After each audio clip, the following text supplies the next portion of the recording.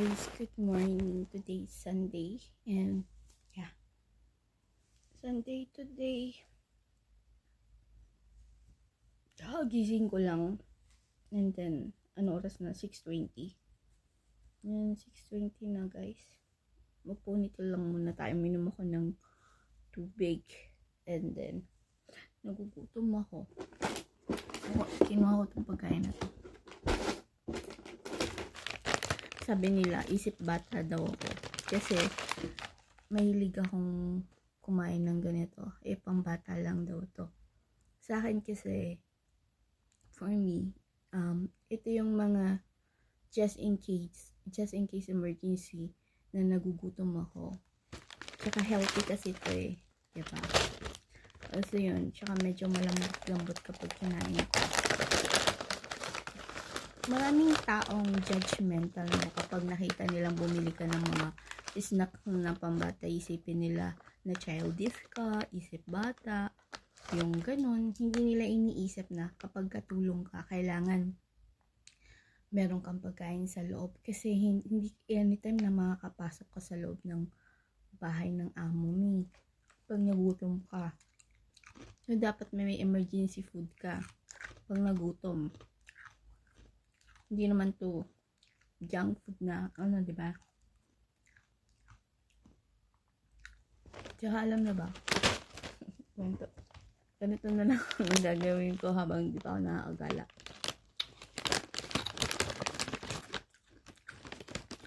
Kwento ko lang. Nag-message sa akin ng tito Nico. Natatawa ako sa kanya kasi pinupwersa na niya akong, sabi niya, Jackie, tumatanda ka na, maghanap ka na ng asawa, ganito, ganyan.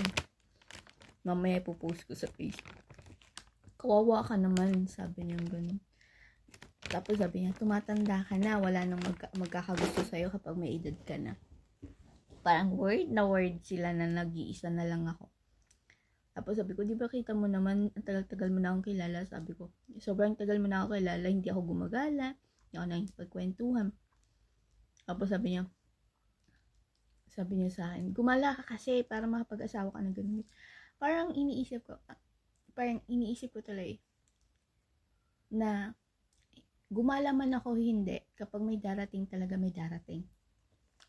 At saka pag may magmamahal sa akin ng totoo, magmamahal sa akin ng totoo. Hindi mawawala, 'di ba? Ang dami nga dyan, hindi naman nag-off day pero may kalandian. 'Di ba? Ewan ko. Siguro hindi lang talaga sa akin, hindi lang siguro ako sinwerte. O wala pang,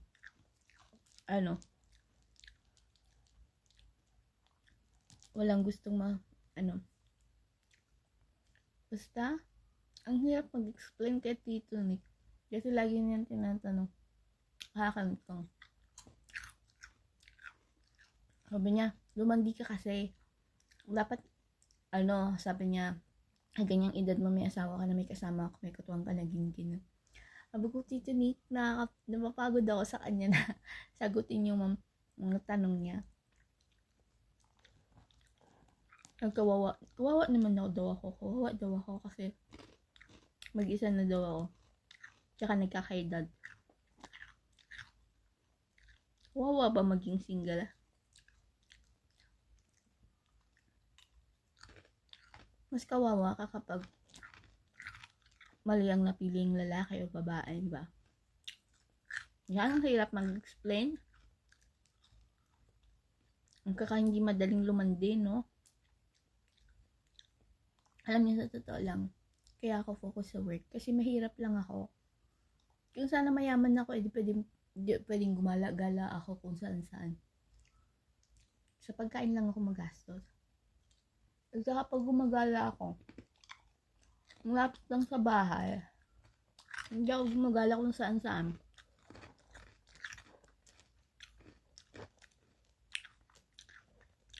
Matagal na kasi akong kilala ni Tito Nick. 2020 pa. Simulan nag-start ako na mag-vlog. Ano ko sila nakilala. Tapos never niya ako nakitang Never niya akong nakita merong mga lalaking ano. Wala. Sabi niya, nakakapanghinayang. Sabi niya kasi mabait daw ako. Eh kaso wala nga eh. Anong gagawa natin? Yun. May girlfriend si Tito Nick. Matanda din. Maganda, maputi.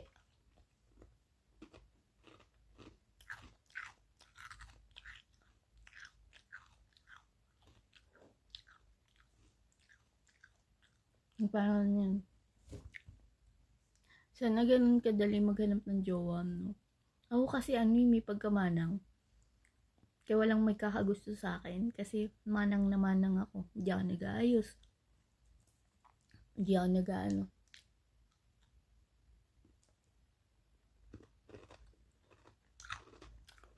Kala nyo, totoo lang, sa totoong buhay,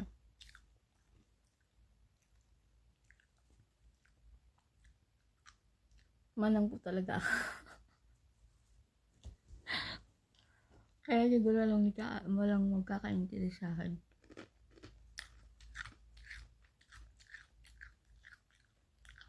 Yun lang. Nakalanta ko lang sa inyo. Tumataba na naman ako. Nagiging oing-oing na naman ako. Laki na naman ng mga dito. Alam niyo ba? Pinapapungsoy nila ako. Kung may good fortune, no? Kasi merong interesado sa akin na tao. Tapos pinapapungsoy niya ako. Kasi daw, nakikita daw niya sa akin na hardworking ako. Tapos sinabi ko sa kanya yung zodiac sign ko. Leo ako. So, normal yun. Kasi Leo ako. Dragon. Ang mga dragon kasi hardworking. Workaholic ang mga, ayun. At saka kami yung mga infant na madali namin makita yung aura ng isang tao. Parang marunong ako magbasa. Marunong ako manghula. Ganun. Marunong ako manghula kapag ang isang tao, marunong kasi ako tumingin ng tao, tsaka malakas yung pakiramdam ko. Maano yung pakiramdam ko. Kaya hindi ako pwedeng nakikipagkaibigan. Kasi unang kita ko pa lang, malalaman ko na kaagad kung anong tao. Hindi ko naman sinasabi lahat ng pagkatao mo, pero alam ko na kaagad maano yung ano ko. Kasi nga Leo ako and fat. Ano ako eh. God chosen. Tama ba? Pinili ako ng Diyos na mahulaan ng isang tao. Aura pa lang makikita ko na kapag matabihan ko lang yan, tinitignan ko lang, alam ko na kung anong klaseng pagkatao mo. Alam ko na ganun. Alam ko na yung malakas yung pakiramdam ko. So anyway guys, gusto ko na yung vlog kasi maliligo na rin ako. Ayun, 6:28 na. Alam ko manunod si Tito Nick dito eh. Ano na naman niya ako eh. Binubuli din niya ako eh, sa Facebook. Lagi niya akong sinasabihan. Kailan ka mag-aasawa? Kailan ka mag-ano? Kaya kita.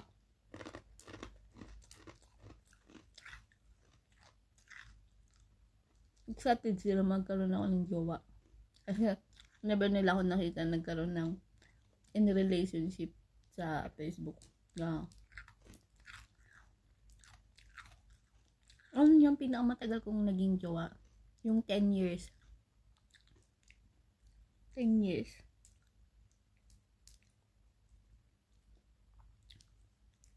Kasi hindi rin naman kami nagkatuluyan. Yung pangatlo kong naging jowa, hindi kami nagtagal.